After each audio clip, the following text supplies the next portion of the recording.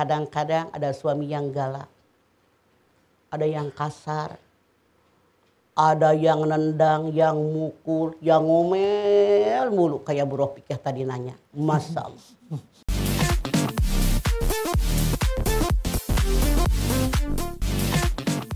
Ya, terima kasih masih bersama kami di sini di Siraman Kolbu bersama Mamah Dede. Tanya Mamah yuk. Ayo, boleh tepuk tangan Ibu.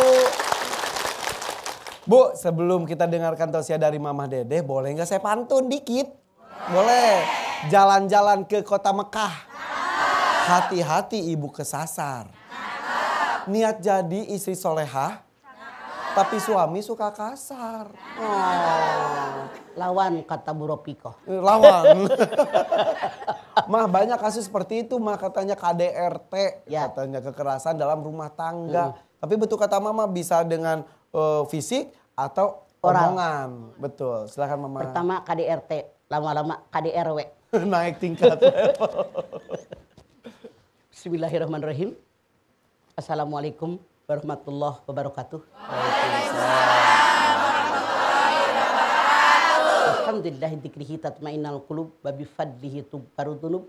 Asyhadu an la ilaha illallah al-khaliqul ma'bud wa asyhadu anna Muhammadar Rasulullah shariful maud. Wassalawatullahi wassalamuhu ala sayyidina Muhammadin wa ala alihi wa ashabihi wa ahli taqwa wa ma'rifatihi wa man tabi'ahum bi ihsanin ila yaumiddin. Kalau dalam keluarga ada suami kasar, siapapun yang namanya berumah tangga pasti pengen rumah tangga yang sakinah, mawaddah, warohmah. Betul? Betul. Tapi manusia hanya punya keinginan. Ini dunia. Tidak semua keinginan manusia itu terlaksana. Survei membuktikan kadang-kadang ada suami yang galak, ada yang kasar, ada yang nendang, yang mukul, yang ngomel mulu kayak Bu Rofiqah tadi nanya. Masya Allah. Bagaimana dalam Islam keadaan suami seperti itu? Kita lihat yang namanya orang yang berumah tangga. Di dalam An-Nisa 34. Ar-rijalu qawwamuna 'alan nisa. Bima faddalallahu ba'dakum 'ala ba'din wa bima anfaqu min amwalihim. Fasolihatu qanitatun hafidatul lil ghaibi bima hafidallah wallati tahofuna nusujahunna faiduhunna fil madoji wadribuhunna. Satu, suami kepala keluarga. Allah melebihkan laki-laki daripada perempuan. Suami punya kewajiban memberikan sebagian rezekinya buat istrinya. Kemudian istri yang solihah mana? Seorang istri yang menjaga kehormatan dirinya karena Allah. Karena Allah telah menjaga mereka, baik suaminya ada maupun tidak ada, dia menjaga kehormatan dirinya. Kalau seandainya kalian para suami takut istri kalian berbuat nusuz, nasihati dia. Pisah ranjang, tidak mempan, pukul dia. Nah, ayat ini yang banyak disalahartikan oleh para suami. Jadi kata Allah dalam ayat ini, seandainya suami kalian takut istrinya berbuat nusuz. Apa sih nusuz? Nusuz ngelawan suami. Misalnya tinggal di rumah emaknya. Suaminya ngajak pindah, dia nggak mau ngelawan. Misalnya suaminya ngajak berhubungan, dia tidak mau. Suaminya minta tolong apa-apa, dia tidak mau. Ngelawan dengan kehendak suami. Dan kehendak suami tadi, perintah suami sesuai aturan agama, istrinya melawan, inilah yang disebut nusuz.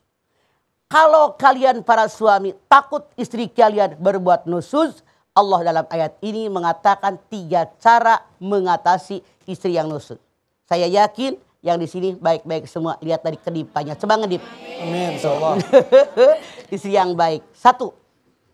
Allah menyatakan, kalau kalian punya istri yang nusud, tugas suami yang pertama nasihati dengan baik-baik.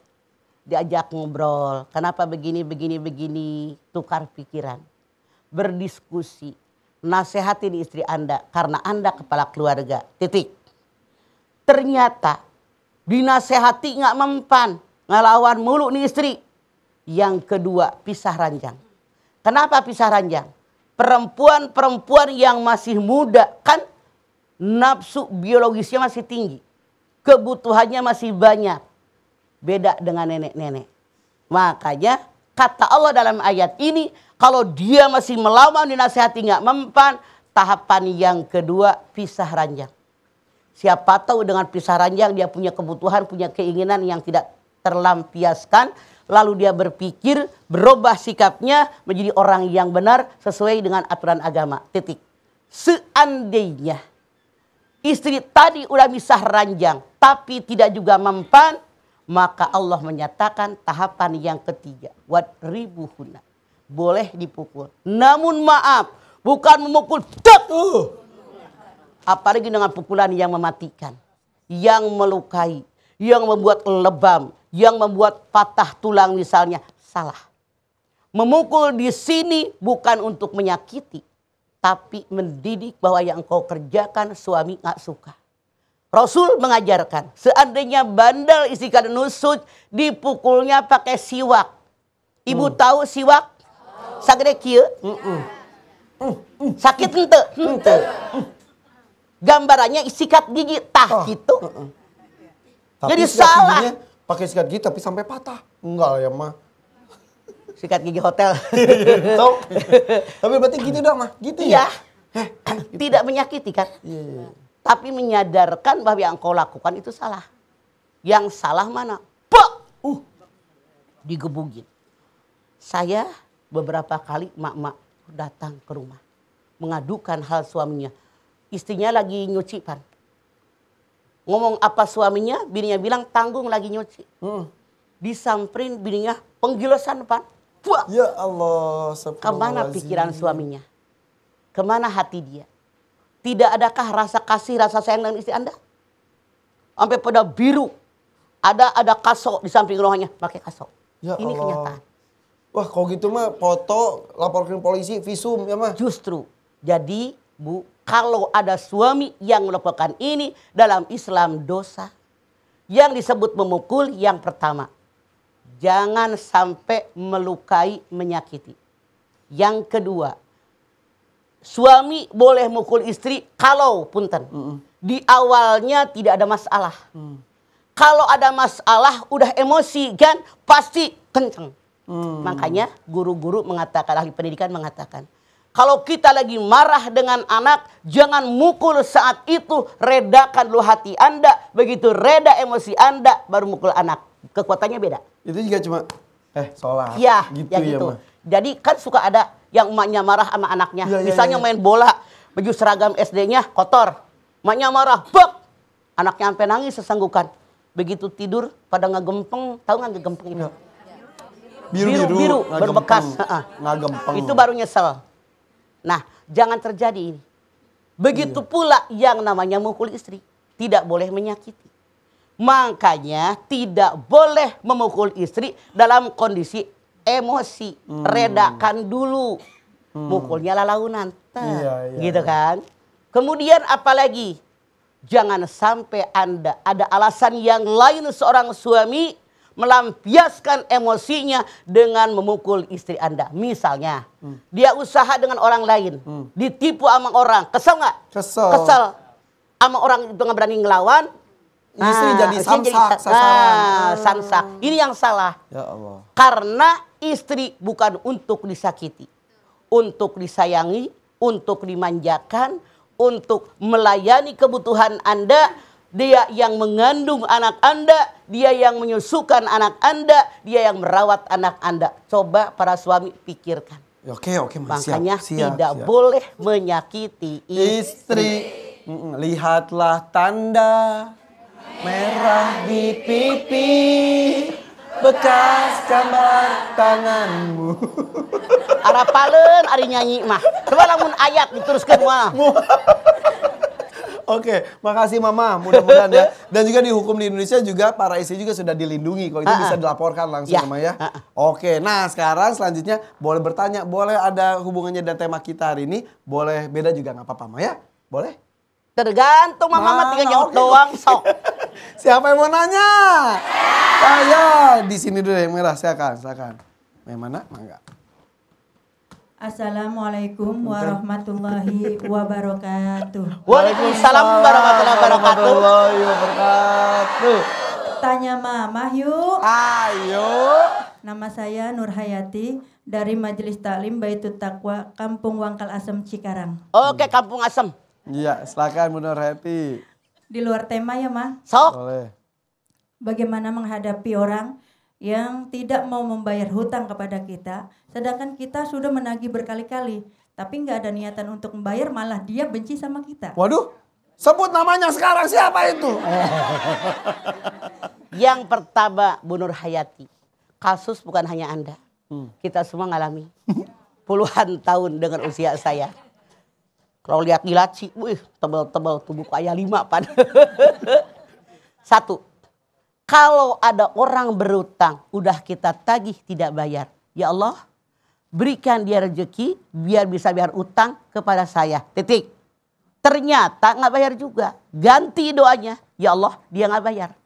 Berikan kepada saya rezeki lebih banyak dari utang yang dia pinjam dari saya. Titik. Ternyata ini pun belum terjadi. Ya Allah, saya pasti banyak dosa. Mudah-mudahan utang yang tidak dia bayarkan menghapus dosa-dosa saya. Bu Nur Hayati punten. Yang saya khawatir di kita kadang-kadang apa yang Anda katakan kita semua mengalaminya.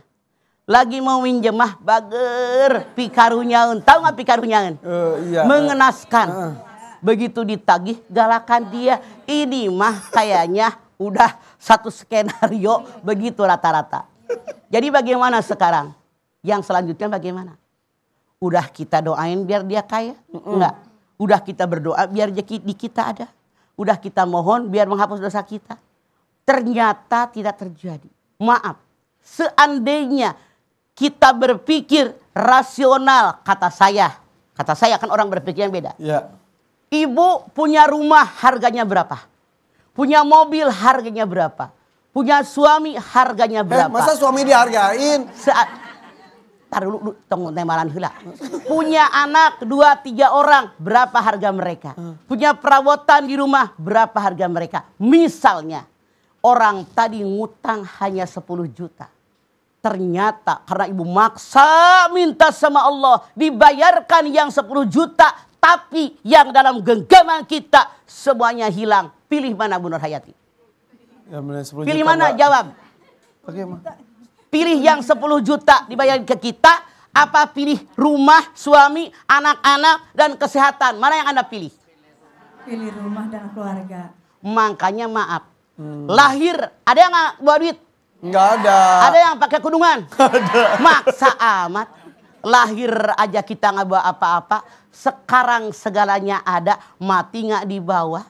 Iya. Kalau ibu mikirin orang yang ngutang mulu mah ya Allah kagak bakalan kerja. Mendingan cari yang belum ada daripada mikirin yang belum kelihatan. Capek tahu. Iya. Siapa tahu kita ngambilnya ada yang subhat, ada yang haram.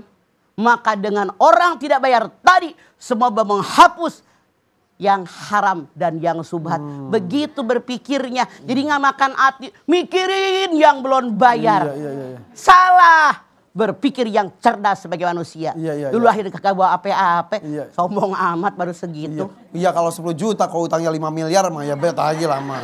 Ya kan 10 juta contohnya juga. Emang hutang sabaraha Bu Nur? Nggak banyak sih, Ma. Tuh kagak 5 miliar kan? 50.000. Ini Tapi kita wajib menagih kan, Ma? kan itu mah udah berkali-kali kewajiban 3 kali Ipan. Kan ini mah udah berkali-kali. Oh 3 kali saja mah? Maksimal. Oh, berarti keenakan yang ngutang dong ya? Ya udah nggak usah ngutangin kalau gitu loh. Rasul mengatakan kalau ada memberikan utang sama orang 2 kali dengan jumlah yang sama, nilainya di hadapan Allah seolah-olah orang tadi memberikan 1 kali pinjaman. Contoh, Pan minjem duit 2 juta. Oke 2 juta. Nah oke, bulan besok bayar nih Pan. 2 juta diambil. Nah, minggu besok kehabisan duit. Pan minjem 2 juta ya. Nu kamari pasti lagi. Ikhlas karena Allah. Rasul mengatakan Ipan yang minjamin saya duit 2 juta 2 kali, tapi karena Allah nolongin orang yang butuh, pahalanya seolah-olah Ipan ngasih mamah 2 juta. Ngerti? Iya, iya. Emang iya ngasih 2 juta. Oke, iya. Minjemin ama ngasih sedekah beda nilainya nemalan wae mana.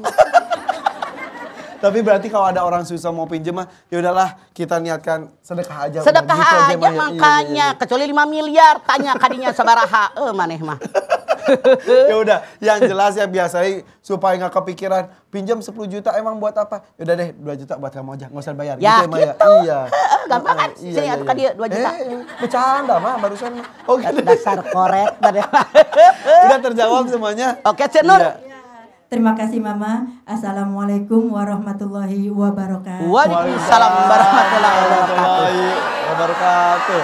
Oke buat pemirsa nih, kita nanti juga akan membuka Zoom, boleh bertanya kepada Mama ya. Jadi tidak hanya ibu-ibu di sini, yang di rumah juga boleh bertanya. Tapi kita istirahat sejenak, jangan kemana-mana, tetap di Siraman Kolbu bersama Mama Dede. Tanya Mama yuk. Ayo.